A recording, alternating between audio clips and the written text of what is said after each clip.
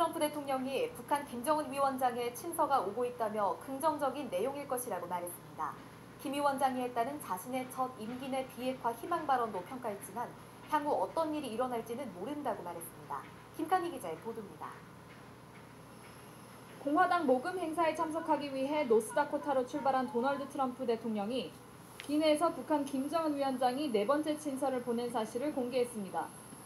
친서가 어제 국경에서 건네졌고 편지를 보내는 것은 품격 있는 방식이라고 말했습니다. 내용은 긍정적일 것으로 기대했습니다. 트럼프 대통령은 이어 자신의 임기 안의 협상과 비핵화를 이루고 싶다고 김 위원장이 말했다며 앞으로 어떤 일이 일어날지 지켜봐야 할 것이라고 밝혔습니다. 트럼프 대통령은 전날 몬타나 행사에서도 한국 특사단이 전한 김 위원장의 비핵화 의지에 대해 긍정평가했습니다. And we have a good feeling. He likes me, I like him. Who knows what's going to happen? 앞서 비핵화를 위해 할 일이 엄청나게 많다고 했던 마이크 폼페오 국무장관은 국제사회의 대북 제재 유지를 강조했습니다. We've been continuing to work with the North Koreans to deliver on the world's demands, the UN Security Council resolutions, which demand a number of things from North Korea. There's only one country that has commitment under the Security Council resolutions. 이런 가운데 한국 특사단은 곧 중국과 일본을 방문해 북한 방문 결과를 설명할 예정이지만 미국 방문 일정은 아직 잡히지 않은 것으로 전해졌습니다. VOA 뉴스 김칸희입니다. 북한 김정은 위원장이 풍계리 핵실험장 폐쇄 등 몇몇 조치들을 언급하며 선의로 봐달라고 말했다고 한국 특사단이 전했습니다. 미국의 한반도 전문가들은 비핵화는 선의의 문제가 아니라 국제 기준에 따라야 한다고 지적했습니다. 박승혁 기자입니다. 한국의 정의용 청와대 국가안보실장은 북한의 김정은 위원장의 말을 대신 전했습니다. 김 위원장은 풍계리와 동창리의 핵미사일 시설 해체를 언급하며 비핵화 조치를 선제적으로 실천했으니 선의로 봐달라는 것입니다. 한반도 전문가들은 비핵화의 기준을 모르는 발언이라고 비판했습니다. 국제적 검증도 받지 않고 언제든 재가동할 수 있는 일부 시설 폐쇄는 비핵화 단계가 아니라는 것입니다. What we've seen are a series of confidence-building measures, steps that have been taken by each side. They may think that they have taken steps that are important for denuclearization, but we all know that any denuclearization process has to adhere to international verification standards, and we've had none of that yet. 차 교수는 이어 싱가포르 미북 정상회담 이후 미국과 북한의 신뢰 구축은 충분히 했다면서 이제는 신고와 검증, 기한 설정으로 이어지는 구체적인 비핵화 단계를 밟아가야 한다고 강조했습니다.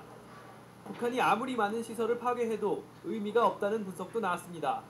북한은 핵 보유고를 신고하고 검증을 받을 준비를 해야 비핵화를 위한 실질적 조치이고 그것이 바로 선이라는 것입니다. Let's say that they destroy 3 or 4 nuclear sites. We don't know if there's 10 more, 15 more. The United States wants to know where they are as a starting point. 전문가들은 북한이 핵물질 신고와 외부 검증이라는 비핵화의 가장 기본적 단계를 거치지 않는 한 선의에 그치는 조치는 의미가 없다고 지적했습니다. VOA 뉴스 박승혁입니다. 유엔군 사령부와 북한군이 장성급 회담을 열어 북한에 묻힌 미군 유해 공동 발굴에 원칙적으로 공감한 것으로 전해졌습니다. 7일 열린 이 회담에서 미국은 장진호 전투와 함께 운산과 청천 전투 지역 내 유해 발굴을 북한 측에 요청했다고 한국 정부 고위 관계자가 한국 언론에 밝혔습니다. 미군 유해 발굴과 송환 비용은 미국이 부담하는 방안이 논의된 것으로 알려졌습니다. 북한의 정권 수립 70주년 기념 구구절 행사에 팔레스타인과 우간다가 각각 대통령 특사를 보내 평양에 도착했다고 북한 조선중앙통신이 보도했습니다. 통신은 또 바레인 국왕대표와 콩고 국가대표단 등 외빈들의 방문 소식을 전했습니다.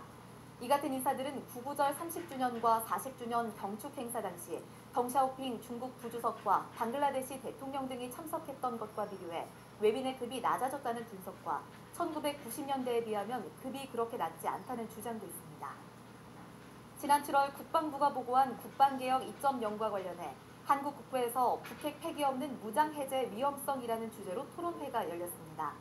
발제자로 나선 김태우 전 국방선진화 추진위 군 구조 개선 소위원장은 군사장비와 인원, 체제를 줄이고 폐기하는 것이 국방개혁이 아니라며 국방개혁 2.0에 대해 우려했습니다. 신원식 예비역 중장은 정전체제가 전쟁 부재 상태를 성공적으로 유지했다는 점을 감안하면 평화체제가 정전체제보다 실질적인 평화를 보장할지는 불확실하다고 지적했습니다. VOA 뉴스 마칩니다. 시청해주신 여러분 고맙습니다.